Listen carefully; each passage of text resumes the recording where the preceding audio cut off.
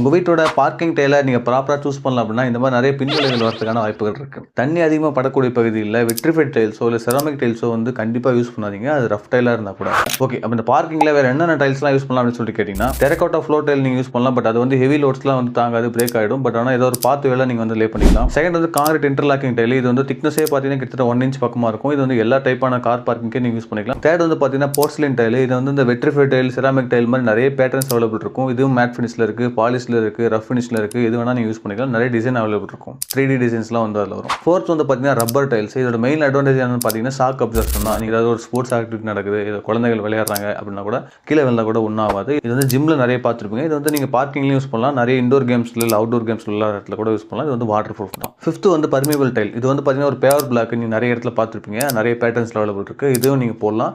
Heavy loads கூட கண்டிப்பாக தாங்க இருக்கும். ஸோ இந்த 6 டைப்பில் எது உங்களுக்கு இன்ட்ரெஸ்டிங்காக இருக்குன்னு சொல்லிட்டு கமெண்ட்ல மென்ஷன் பண்ணுங்கள். மீண்டும் சந்திக்கலாம். நன்றி.